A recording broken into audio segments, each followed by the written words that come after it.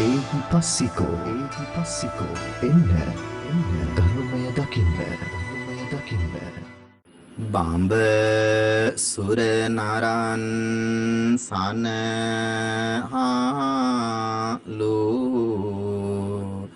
දයාවෙනි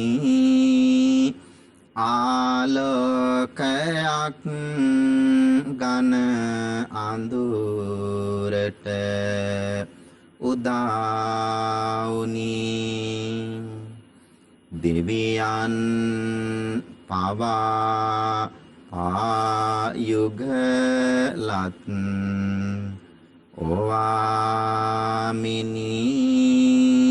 පායුග වඳින් නිමි සම්බුදු රජානිනි සමන්තා චක්කවාලේසු අත්‍රා ගච්ඡන්තු දේවතා සද්ධම්මං මුනි රාජස්ස සුනන්තු සග්ග මොක්ඛදං ධම්මස්සවන කාලෝ අයං බදන්තා ධම්මස්සවන කාලෝ අයං බදන්තා ධම්මස්සවන කාලෝ අයං බදන්තා නමෝ තස්ස භගවතෝ අරහතෝ සම්මා සම්බුද්දස්ස සුසුඛං වත ජීවාම වීරිනේසු අවීරිනෝ වීරිනේසු මනුස්සේසු විහරාම අවීරිනෝති වාසනාවන්ත සත්පුරුෂ පින්තුනි හැම දිනාටම පින්බර උදෑසනක්ම වේවා කියලා ප්‍රාර්ථනාවන් සිද්ධ කරනවා.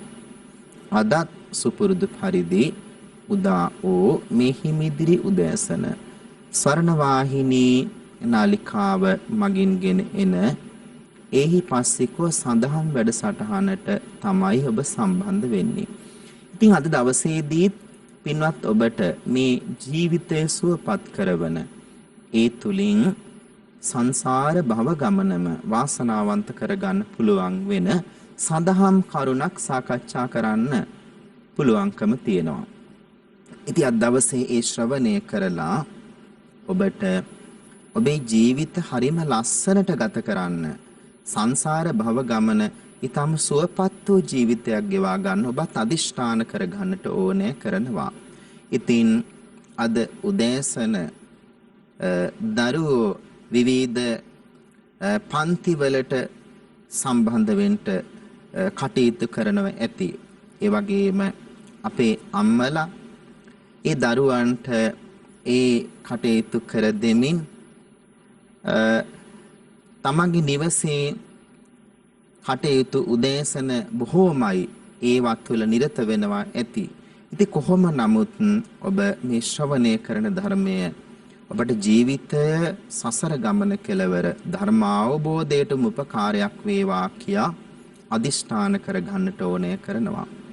පින්තුනි භාග්‍යවත් සම්මා සම්බුදු පියාණන් වහන්සේ ධම්මපදයේ ඒ ගාථාව දේශනා කළා. බලන්න අවෛරයෙන් අවෛරයට යන්න ඕනේ. වෛරයෙන් වෛරයට යන්න හොඳ නෑ. එතකොට ඒ වෛරයෙන් වෛරයට යන මිනිස්සු අතර අපි අවෛරයෙන් ඒ වෛරී සහගතභාවය ඉවත් කරගෙන කටයුතු කරන අය නිසා සුවසේ වාසය කරනවා කියන එක තමයි ඒකෙන් සරලව කියන්නේ. ඉතින් පින්තුනේ භාග්‍යවත් තිලෝගුරු බුදුරජාණන් වහන්සේ දේශනා කොට වදාලා පින්තුනි අපේ ජීවිත හරීම සුවපත් මනසින් ගත කරන්න ඕනෑ කරනවා. අපි නිරන්තරයෙන්ම පෙර සිද්ධ වූ දේ අලුත් දවසට අමතක කළ යුතුයි. නව දවසක් උදා වූ අවස්ථාවේ අලුතෙන් හිතන්න, පිවිතුරු මනසින් හිතන්න ඔබ උත්සාහ කරනවා නම් ඒක ගොඩක් වටිනවා. ඉතින් පින්තුනි, තරහ, ද්වේෂය කියලා කියන්නේ පුජ්‍යලයේගේ ඒ ජීවිතයේ මනස අවුල් කරනවා නේද? පිවිතුරු මනස නැති කරනවා. එතකොට සම්මා සම්බුදුරජාණන් වහන්සේ ද්‍රෝණ බමුණට එක අවස්ථාවක පින්තුනි මුණ ගැහුණට පස්සේදී ද්‍රෝණ බමුණා සම්මා සම්බුදුරජාණන් වහන්සේත් එක්ක කරන සාකච්ඡාවේදී බුදු පියාණන් වහන්සේ පින්තුනි පෙන්වා දෙන්නේ පටිසෝතගාමී ඒ පුරුදුතාවය ඇති කරගන්නේ කොහොමද කියලායි. එතකොට අනුසෝතගාමී කියලා කියන්නේ ඒ අනුව යනවා. දැන් ගඟට මොනවා හරි දැම්මොත් එහෙම ගඟ දිගේම ගලාගෙන යනවා. පටිසෝතගාමී කියන්නේ උඩුගම් බලා යනවා. එතකොට දැන් මේ සමාජයේ ජීවත් වෙනකොට ඔබට ඒ වෛරී සහගත පුජ්‍යලයන් මුණ ගැසෙනවා. ඒ අයත් එක්ක මේ උඩුගම් බලා යන්නා වගේ ගමනක් තමයි යා යුත්තේ. ඒක ටිකක් දුෂ්කර කාර්යයක් බව ඒ වෙලාවේ බුදුරජාණන් වහන්සේ ද්‍රෝණ බමුණටත් කිව්වා. බලන්න පින්නතුනි, ඒ අවස්ථාවේදී කාන්තිමත් තිලෝගුරු සම්මා සම්බුදුරජාණන් වහන්සේ ගසක් මුල වැඩ හිඳිනවා. ද්‍රෝණ බමුණා පින්නතුනි සුදු වැලි අතුරපු මාර්ගයේ දිගේ ගමන් කරනකොට සම්මා සම්බුදුරජාණන් වහන්සේත් පින්නතුනි ඒ ඉදිරියෙන් මාර්ගයේ වැඩම කළා. බුදුරජාණන් වහන්සේගේ අඩි දැක්කා. එතකොට ශ්‍රී පතුල බිම තබ බුදුරජාණන් වහන්සේ වඩිනවනේ. එතකොට අර ශ්‍රී පතුලේ දෙතිස් මහා පුරුෂ ලක්ෂණයක් තමයි අර පා සලකුණු ඒ සැටියෙන් පිහිටනවා නේද? දැන් අපි වතුරේ පාගගෙන එවිලා සිමෙන්ති අඩිය තිබ්බට පස්සේ යට එක කොටසක් අඩු වෙනවා. එහෙම නෙවෙයි බුදුරජාණන් වහන්සේගේ ශ්‍රී පාද පද්මේ විදියට පිහිටනවා. ඒක විශේෂ ලක්ෂණයක්. එයා දැක්කා ඒක. එයා අංග ලක්ෂණ විද්‍යාව කියන්න පුළුවන් දක්ෂතාවයක් එයාගේ තියෙනවා. ඉතින් මේ සාමාන්‍ය පුජ්‍යලයේ අඩි නෙවෙයි කියලා එයා ඉදිරියට ගමන් කරගෙන ගිහිල්ලා එක තැනකින් හැරිලා තිබුණා. ඒතර වම් පැත්ත බලනකොට බුදුරජාණන් වහන්සේ අන්න ගසක් මුල වැඩ හිඳිනවා. ඒ වෙලාවෙ එතෙන්ට ගියා. ඒ වෙලාවේදී එතෙන්ට ගිහිල්ලා බලන්න බුදුරජාණන් වහන්සේගෙන් පින්නතනි විමසනවා. භාග්‍යවත් බුදුරජාණන් වහන්සේ කියලා ආමන්ත්‍රණය කරන්න බුදුන් වහන්සේ කියලා දන්නේ නැහැ. ඉස්සරලාම ඔබ දෙවියෙක්ද කියලා අහනවා. නෑ, මම දෙවියෙක් නෙවෙයි. ඔබ එහෙමත් නැතිනම් ගාන්ධර්වයේද අහනවා. නෑ, බුදුරජාණන් වහන්සේ උත්තර දෙනවා නෑ, මම එහෙමත් නෙවෙයි. එහෙනම් මේ කවුද කියලා කියන්න කියලා බුදුරජාණන් වහන්සේට කිව්වහම මම තමයි සම්මා සම්බුදුරජාණන් වහන්සේ කියලා බුදුරජාණන් වහන්සේ උත්තර දෙනවා. ඒ වෙලාවේදී පින්නතුනි බුදුරජාණන් වහන්සේ දේශනා කරන්නෙම හරියට අර පද්ම උපමාවට අරගෙන. දැන් මඩ සහිත ජලය තියෙනවනේ. මඩ සහිත ජලය ඒ මඩ කියන්නේ හරිම අපවිත්‍ර දෙයක්. එතකොට ඒ නිලුම් අංකුරය බලන්න පින්නතුනි අර මඩ සහිත ජලයේ දිගේම ඇවිදිලා අර නිලුමක් විදිහට ජලයෙන් උඩට ඇවිල්ලා පිපුණාට පස්සේදී ඒ නෙළුම හරීම පිවිතුරු එකක්. ආන් ඒ වගේ තමයි බුදුරජාණන් වහන්සේ කියලා කියන්නේ. එතකොට සාමාන්‍ය පෘථග්ජන මේ මඩ සහිත ජලයේ වගේ රාගයෙන් රාගයට, ද්වේෂයෙන් ද්වේෂයට, මෝහයෙන් මෝහයට යන මේ සමාජයක මනුෂ්‍ය තලයක සම්මා සම්බුදු පියාණන් වහන්සේ උත්තරීතර තැනටපත් වෙලා සිටින භාග්‍යවත් බුදුරජාණන් වහන්සේ කියලා උන්වහන්සේ දේශනා කරනවා. එතකොට පින්නතුනි ඒකෙදී පද්ම උපමාව හරිම වැදගත්.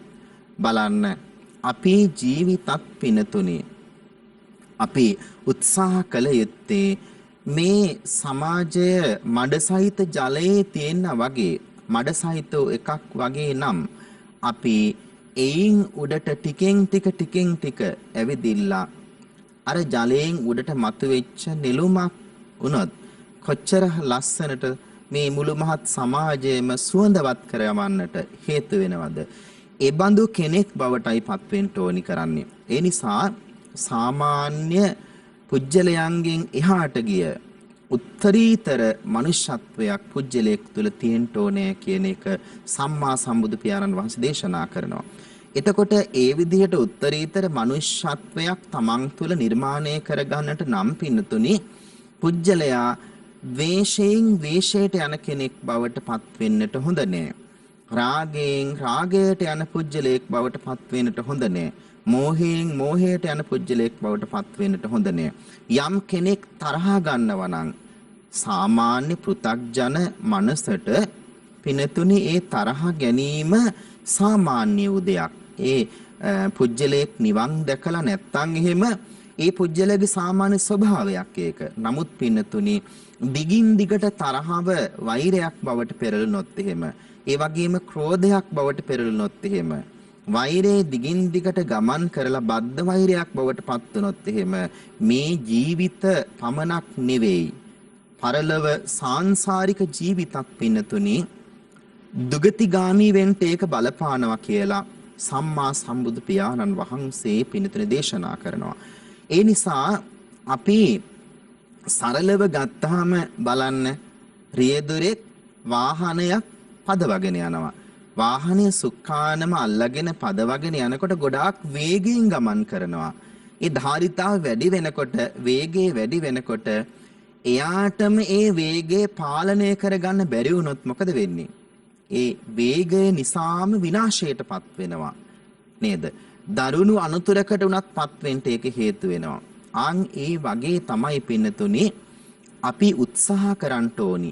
භාග්‍යවත් තිලෝගුරු සම්මා සම්බුදු පියාණන් වහන්සේගේ දේශනාවට අනුව මඩ සහිත ජලය වගේ තමයි මේ ලෝකයේ සිටින පෘථග්ජන පුජ්‍යලයන්.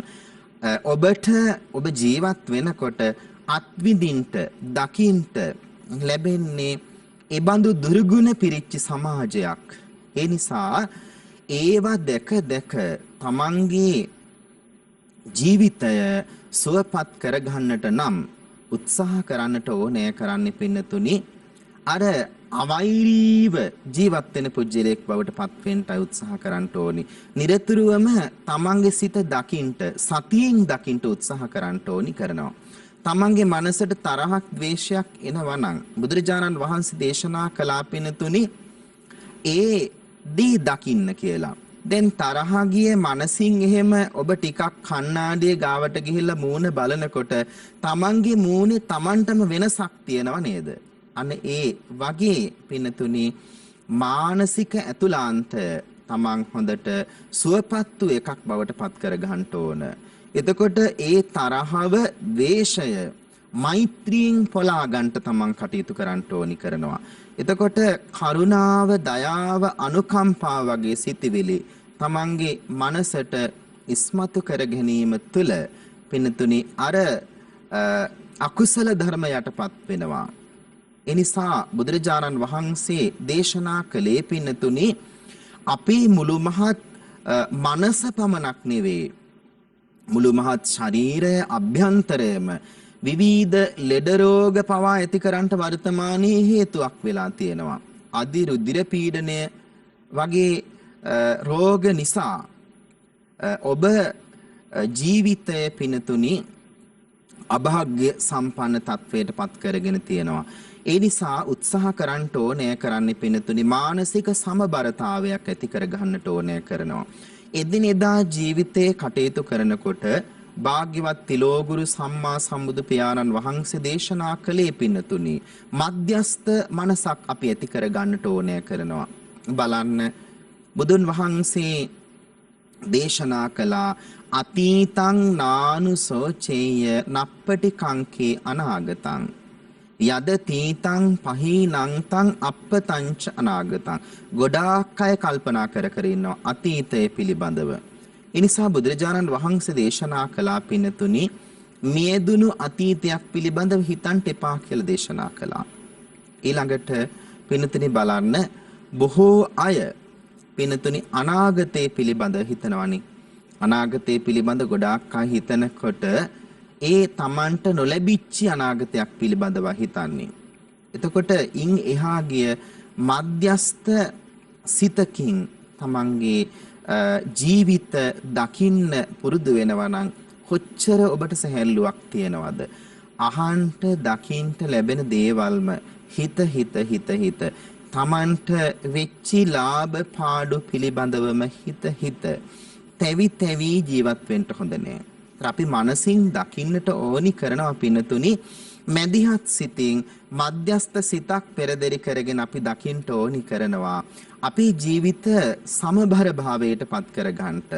දැන් බුදු පියාණන් වහන්සේක අවස්ථාවක දේශනා කරනවා දැන් තරගයක් යම් කිසි විදියට තියෙනකොට ජයං වීරං පසවති දුක්ඛං සේති පරාජිතෝ උපසන්තෝ සුඛං සේති හිත්වා ජය පරාජයං. දැන් එක අවස්ථාවක පින්නතුනි තරගයේදී ජයක් දෙපැත්තටම ලැබෙන්නේ. ඒ තරගයේදී පින්නතුනි එක පැත්තකට පරාජයක් ලැබෙනවා අනිත් පැත්තට පින්නතුනි ලැබෙන්නේ ජයග්‍රහණය. ඒතර ජය පරාජය දෙපැත්තටම බෙදිලා යනවා. එතකොට ජයග්‍රහණය ලැබුව අයට හරිම සතුටක් දැනෙනවා. එතකොට පරාජයට ලක් වෙච්ච අයට දුකක් දැනෙනවා. වේදනාවක් දැනෙනවා. එතැන් විදිහට තරහකුත් හිතෙන්න පුළුවන්.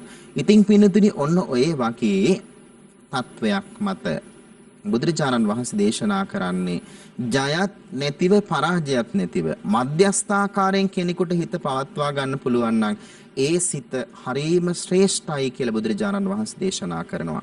ඒ නිසා එක චිත්තක්ෂණයක් තුල පින්නතුනි අපේ මනසට සිතිවිලි අප්‍රමාණ වූ සංඛ්‍යාවක් වුණත් එන්න පුළුවන්කම තියෙනවා. තරහ, ද්වේෂ, ක්‍රෝධ, මන්ද, මාන, ඊර්ෂ්‍යා ඔය විදිහේ ඝන බාල අකුසල ධර්මෙන්ට පුළුවන්කම තියෙනවා අරමුණු අනුව. ඒ නිසා අපි අරමුණු වලට අනුව පින්නතුනි මනසේ ඒ එන අරමුණු අනුව චිත්ත පාරිශුද්ධිය වෙනස් කර ගන්නට හොඳ නෑ.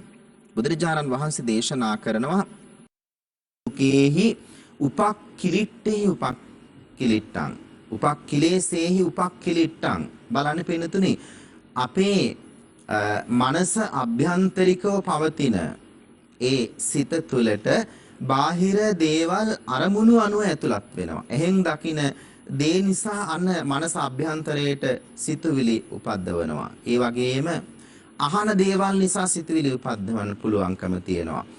ඒ නිසා භාගවත් බුදුරජාණන් වහන්සේ දේශනා කරන්නේ පින්නතුනි අපි උත්සාහ කරන්නට ඕනි කරනවා ඒ දකින දේවල් අහන දේවල් මනසට ගන්නකොට හරීම සතියෙන්ම සිතන්නට ඕනි කරනවා. සතියෙන් හිතලා සිහියෙන් යුක්තව තමන් වැඩ කටයුතු වල නිරත වන්න ඕනි කරනවා. ඒක හරීම අපහසු දෙයක්. අර ද්‍රෝණ බමුණට බුදුරජාණන් වහන්සේ දේශනා කළා වගේ පින්නතුනි පටිසෝතගාමී විදියට ගංගාවක් ගලාගෙන යන පැත්තට ඇදීගෙන යන එක ලේසි. ඒ වගේම පින්නතුනි ඒ ගංගාව දිගේ උඩුගම් බලා යනකොට ඒක කොච්චර අමාරු දෙයක්ද. ඒ නිසා අපි ජීවිතය තුළ අකුසලයෙන් අකුසලයට යන පැත්තක් ගැන හිතන්න හොඳ නෑ. නරක සිතිවිලි වලින්ම නරක සිතිවිලි තුලින්ම සිත සිතා කටයුතු කරන්න ගියාට පස්සේදී ඒ තුලින්ම තමන්ගේ ජීවිතේ විනාශයක්මයි ඇති වෙන්නේ. ඒ නිසා අකුසලයේ හොඳට තේරුම් අරගෙන කුසලයේ වැඩෙන මනසක් ඔබේ මනසේ ගොඩ නගා ගන්නට ඕනි කරනවා. ආන් ඒක හරිම පිවිතුරුයි. ඒ ඔබට මේ ජීවිත සුවපත් භාවයට පත් කරගෙන සංසාර භව ගමන වාසනාවන්ත කරගන්න එක හේතුවක් බවට පත් වෙනවා. ඒ නිසා ද්වේෂ කරන තරහ කරන අය දැක්කහම සතියෙන් ඔබ සුවපත් මනසින් හිතන්න. බුදුරජාණන් වහන්සේ ගාවට එක්කෙනෙක් ඇවිල්ලා එක පුජ්‍යලයක් ඇවිල්ලා බැනගෙන යනවා. බුදුරජාණන් වහන්සේ සද්ද නැතුව හිටියා. ඒ වෙලාවේදී ඒ අවස්ථාවේ ඒ පුජ්‍යලයා කියලා ඒ වෙලාවේ වචනින් බැනලා ඉවර වුණාට පස්සේදී බුදුරජාණන් වහන්සේ කිව්වා හා එහෙමනම් දැන් ඔබ බැනලා ඉවරද කියලා කිව්වා. ඉවරයි කියලා කිව්වා. දැන් ඉවර වුණාට පස්සේ කියන දෙයක් නෑනේ. ඊට පස්සේදී බුදුන් වහන්සේ පෙන්වා දුන්න පිනතුනි ආගන්තුකෙක් තමන්ගේ නිවසට එනවා. ආගන්තුකෙක් නිවසට ආවට පස්සේදී එයාට කන්න බොන්න ආහාර පාන හදලා දෙනවනේ. ඒතර ආහාර පාන ආගන්තුකයා අනුභව කරනවා. කෑවට පස්සේදී ඒවා ඉතිරි වෙන ඒවා අරන් යන්නේ ඒ වගේ තමයි දැන් ඔබත් ඔය කියපු දේවල් මට නෙවෙයි ඔබටමයි අරගෙන යන්න සිද්ධ වෙන්නේ කියලා බුදුරජාණන් වහන්සේ කිව්වා. ඒ නිසා සාංශාරික ජීවිත ගත කරන ඔබ අප හැමෝම කරන කියන සෑම දෙයමයි අරගෙන යන්නේ. තමන් කළොත් ඒ දේ තමන්ට ගෙනියන්න සිද්ධ වෙනවා. ඒ නිසා මේ ජීවිත සුවපත් මනසින් පිවිතුරු මනසින් දකින්න සිතන්න ඔබත් කටයුතු කරන්න. එය ඔබට මේ ජීවිතත් වාසනාවන්ත කරගෙන සසර ගමනත් සුවපත් කරගෙන උතුම් අමා මහ නිවනින් සැනසෙල්ලම උදා කරගන්න හේතු වේවා කියා ඔබත් ප්‍රාර්ථනා කරගන්න. කාන්තිමත් තිලෝ ගුරු ලෞතුරා සම්මා සම්බුදු පියාණන් වහන්සේගේ සූවිසි අනන්ත සම්මා සම්බුදු ගුණ බලයෙන් ඔබ සැමට යහපතක්ම සැනසෙල්ලක්ම සිද්ධ වේවා කියලා ඔබත් ප්‍රාර්ථනා කරන්න. ඔබ සැමට සම්මා සම්බුදු සරණයි.